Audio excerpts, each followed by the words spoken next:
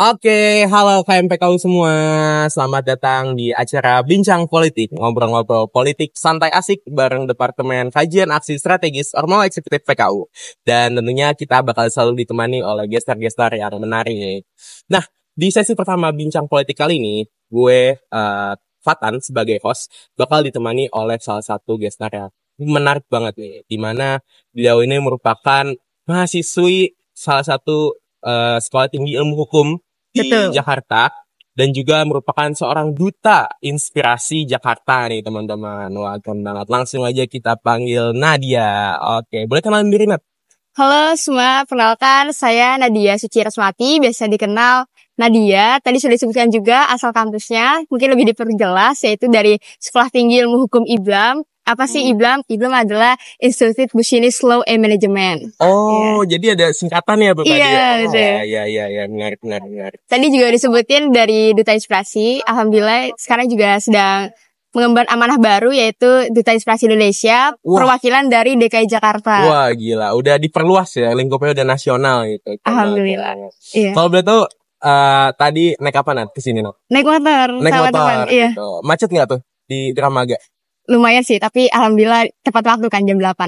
Oke, alhamdulillah tetap tepat waktu ya teman-teman. Meskipun kita tahu kalau Dramaga ini jalannya kayak gimana. Dan semoga Nadia nggak merasakan apa yang setiap sore kita rasakan gitu loh, setiap harinya. Amin. Oke. Ngapain juga kesini gitu Iya, kan. betul banget. Dan semoga semangat lu tetap nggak kendor ya, Nat, nanti buat nemenin gue ngobrol-ngobrol soal politik. Siap. Sini, gitu.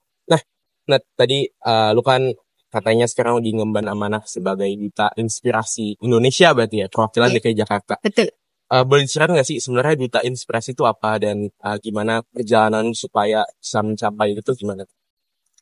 Baik, Duta Inspirasi Indonesia adalah suatu forum yang berisi anak muda dari 38 provinsi se-Indonesia. Jadi perwakilan provinsi itu ada 2 putra-putrinya untuk perwakilan per provinsi. Nah, Duta Inspirasi Indonesia ini memang berfokus pada menjelang Indonesia Emas tahun 2045. Oke, generasi muda emas 2045 gitu ya.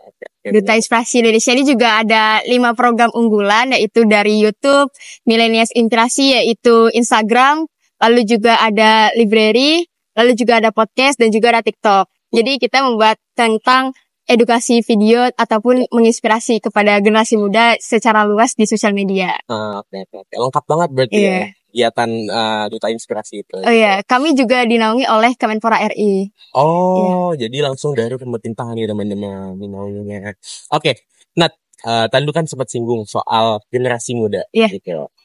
Lu tau gak sih, kalau misalkan di pemilu 2024, 2 minggu lalu berarti ya, udah lewat nih. Iya betul, 28 tepat banget. Iya, nah terus lu tau gak sih kalau misalkan jumlah pemilih muda yang merupakan generasi Z, Gen Z kayak kita nih, dan generasi milenial itu jumlah pemilihnya tuh mewakili 50% dari total pemilih. Betul. Yang dimana angka itu pasti gede banget ya.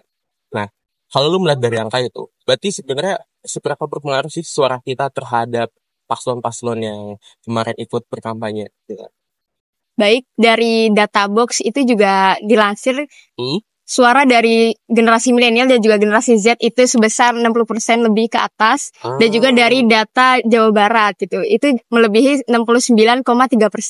Jadi emang benar-benar peran generasi muda ini sangat mungkin signifikan secara kuantitatif ya. Dan generasi muda ini juga sangat berperan karena generasi muda sekarang ini disebut sebagai generasi membawa perubahan untuk masa depan Indonesia. Tentunya mungkin dalam 5 tahun ke depan nanti ya. Generasi muda kita ini disebut sebagai agen perubahan gitu.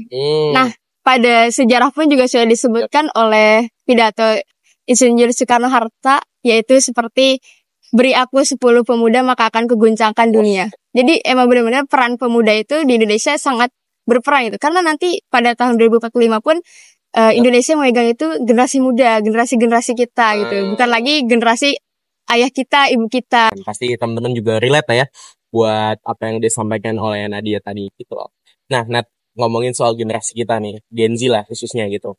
Pasti Gen Z itu sekarang gak lepas dari yang namanya sosial media gitu, Nat. Betul. Nah, hal ini yang kemudian dimanfaatkan gitu oleh para paslon maupun para caleg-caleg dan kader-kader dari partai yang memilih menggunakan cara kampanye mereka itu di sosial media. Nah, berarti kalau kayak gitu, pertanyaannya adalah, berarti seberpengaruh itu ya, peran media sosial dalam mendongkrak suara mereka di kampanye pemilu 2024 ini. Gimana tuh? Iya, dari data terakhir itu pada tahun 2022 dari Kominfo itu data 93% itu sekarang sosial media itu internet itu penggunaannya dari generasi muda itu sebanyak itu. Jadi emang benar-benar 93% iya, tadi. sebanyak itu para generasi muda sudah menggunakan sosial medianya untuk mencari informasi-informasi. Nah, dari sosial media itu juga para generasi muda mungkin terpikat juga untuk mencari isu-isu apa sih tentang politik gitu kan, tentang pemilu kemarin gitu kan. Jadi emang lebih dipermudah juga untuk para generasi muda untuk mencari informasi-informasi yang konkret gitu. Mungkin ada juga suatu forum atau apa ya, dia memang berfokus pada tentang gagasan-gagasan dari para capres dan cawapres. Itu adalah Bijak Memilih. Oh iya, ada websitenya tuh ya. Iya. Tadi kan lu bilang kalau misalkan generasi muda ini sekarang sebetulnya udah dipermudah ya dengan adanya website yang bisa membantu mendukung untuk menemukan pilihan mana sih paslon mana yang mau mereka pilih nantinya gitu dengan adanya website seperti Bijak Memilih tadi. Nah, cuman ya kasus yang gue temui sampai saat ini tuh masih belum semua generasi muda itu sebetulnya melek akan politik gitu loh. Mereka tuh justru masih banyak banget yang awam tentang perpolitikan di Indonesia gitu. Sehingga pada akhirnya menjelang hari-hari pemilu kemarin 2 minggu lalu tuh, itu mereka kemudian memilihnya tuh bukan berdasarkan apa yang mereka mau dan apa yang ditunjukkan oleh visi misi paslon masing-masing, tapi justru memilih hanya karena ibaratnya apa ya, disuruh oleh temennya, kerabatnya, ikut-ikutan gitu loh. Itu menurut lu gimana tuh? Apa lu pernah nemuin juga temen lu yang masih kayak gitu?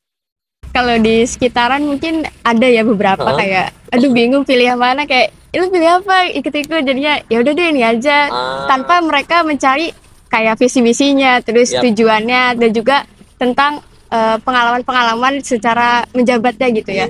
Padahal kan itu sangat penting dan sangat berpengaruh walaupun satu suara dari generasi muda gitu. Iya, betul banget. Terus berarti kalau kayak gitu pada intinya setelah masih sering banyak ya gitu. Iya, benar. Generasi muda yang belum melek politik. Nah itu kemudian nggak tahu kenapa ya dimanfaatkan oleh para caleg-caleg nih. Nah, yang merupakan ibaratnya artis atau orang ternama gitu lah, penyanyi dan lain sebagainya, yang mengatasnamakan generasi muda kita ini untuk mendongkrak elektabilitas suara mereka di pemilu nanti. Nah itu menurutmu sebenarnya sah saja nggak sih mengatasnamakan pemilih muda, generasi muda, istilahnya generasi muda yang berkarya gitu, untuk mendongkrak politik elektabilitas mereka? Kalau menurut saya mungkin sah saja ya, karena memang dari setahun sebelum pemilu pun para kandidat politik itu sudah memikirkan dan sudah menentukan siapa yang akan membantu untuk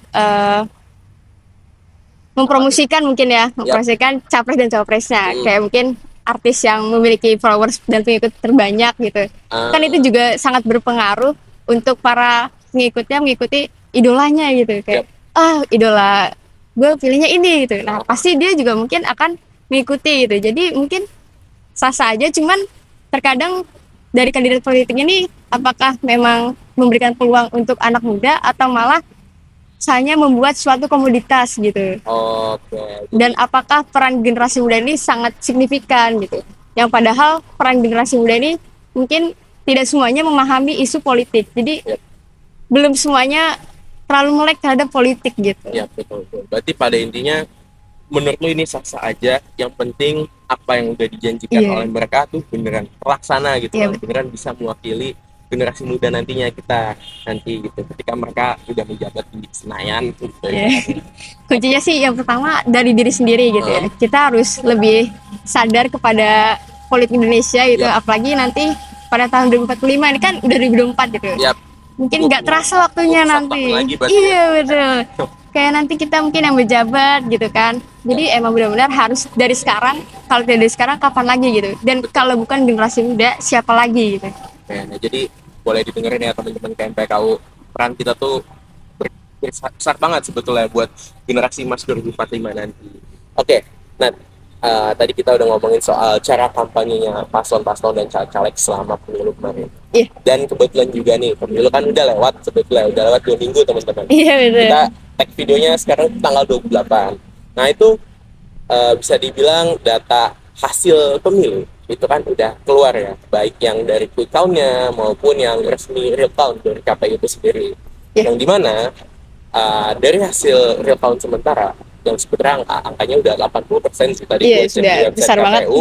Itu ada salah satu paslon yang udah unggul terlampau jauh dari paslon lainnya, yaitu calon presiden nomor urut 2, pasangan calon Prabowo dan Pak Gibran gitu loh. Kalau menurut lu sendiri Nat, kenapa sih suara mereka itu bisa terlampau tinggi, melebihi suara paslon 1 dan paslon 3? Apalagi kalau gue baca dari data narasi gitu kan. Yeah. Kebanyakan pemilih muda justru hampir 60%.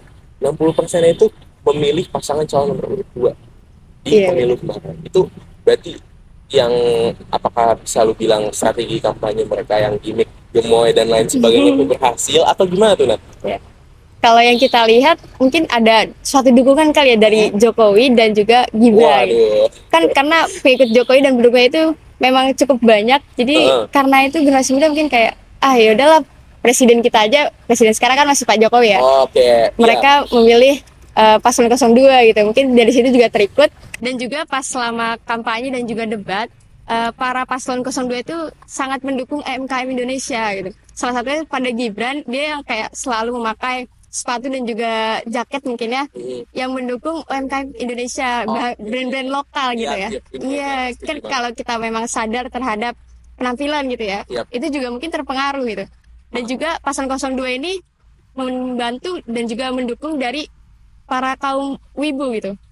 Iya, ini juga berpengaruh. Yang pas di debat itu ya, pakai inian Naruto gitu kan. Waduh. Karena Indonesia ini terbilang urutan ketiga dari penggemar wibu gitu. Nah, jadi kan cukup berpengaruh juga gitu.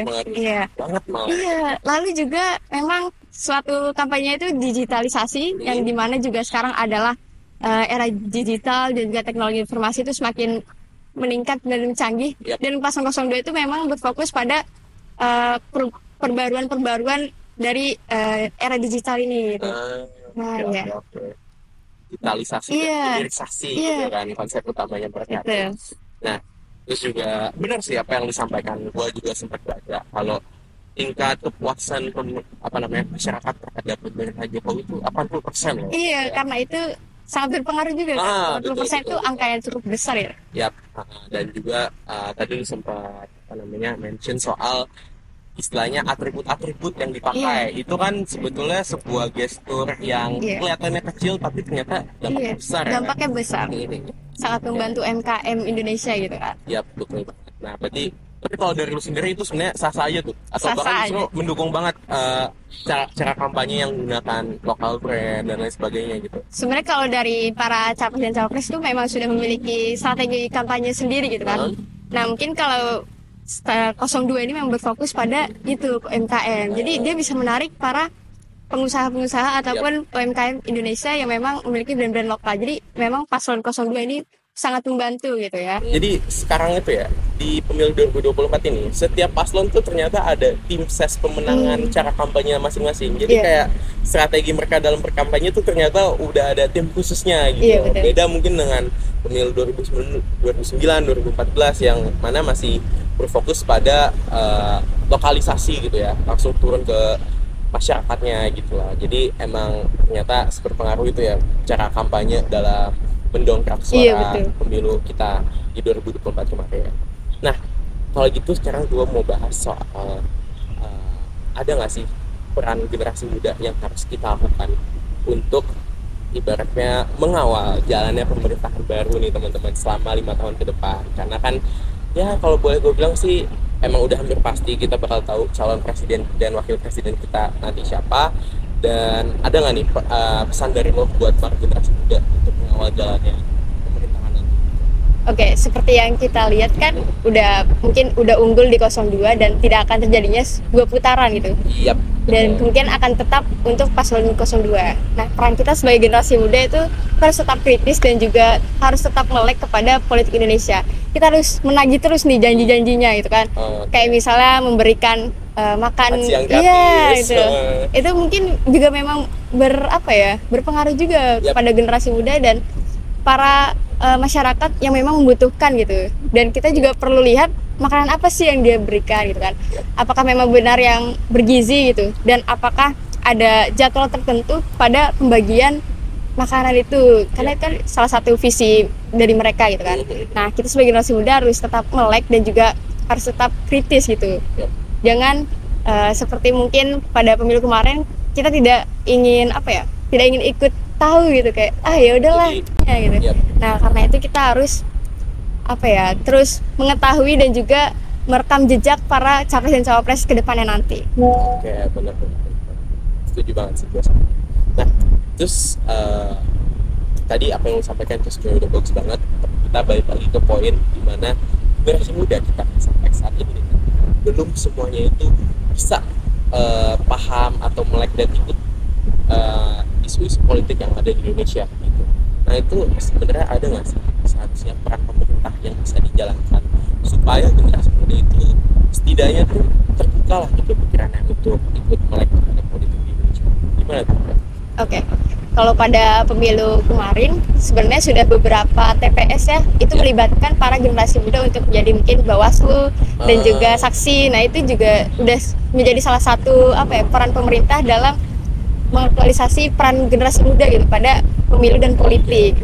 Nah, terus juga peran pemerintah itu seharusnya melakukan sosialisasi yang lebih lagi di sosial media gitu, karena seperti kita ketahui sekarang ini era digital itu sudah sangat melampaui gitu, sudah kayak semua sudah menggunakan internet gitu. Nah, karena itu kita harus juga lebih berbijak juga dalam bersosmed gitu kayak tidak hanya menyampaikan pesan yang tidak tidak terlalu penting, dan kita harus lebih memilah juga. Nah, karena itu kita juga harus mencari informasi-informasi terbaru di politik, karena banyak juga kayak berita yang disiarkan di TV sudah disiarkan juga di internet, di Google, di YouTube. Nah, itu teman-teman bisa lihat juga dari situ supaya melihat juga perkembangan dari politik Indonesia. Iya, benar banget. Iya, gue jadi kepikiran ada temen gue yang ternyata jadi saksi nih kemarin pas pemilu. Umurnya masih seumuran kita lah gitu kan. Berarti emang itu sebenarnya pemerintah udah mencoba memasukkan unsur generasi muda ya terhadap politik kita nanti. Dan juga tadi benar juga apa yang lu bilang, kalau misalkan kita tuh harus komen yang penting, bukan yang penting komen. Karena banyak generasi muda yang bisa dibilang kayaknya dalam berkomentar di sosial media harus agak ini lagi ya. Karena ada undang-undangnya juga kan, hati-hati itu. Betul. Oke. Sip. Nah, kalau kayak gitu kayaknya waktu kita udah nggak lama lagi nih, Nat. Paling gue cuma mau nanya aja, rencana ke depan lu gimana sih? Gue mau nanya juga, lu masuk ini nggak BEM di sekolah tinggi ilmu komunikasi? Iya, kebetulan sekarang juga sebagai staf eksternal gitu. Staf eksternal. Oke.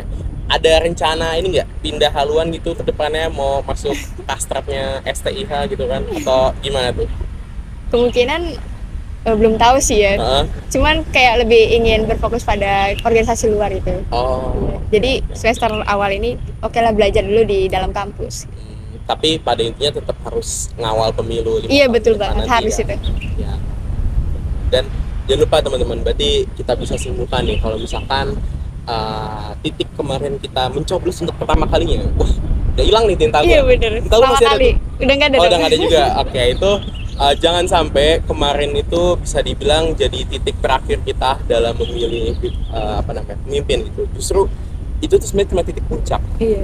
Ibaratnya kalau kemerdekaan Indonesia kemarin itu sebenarnya cuma proklamasi kemerdekaan. Tapi untuk mengawali jalannya selama 5 tahun. Iya, ini kan 5 tahun ya. Kalau Indonesia udah tua banget nih. Si muda sih sebenarnya, 80 tahun.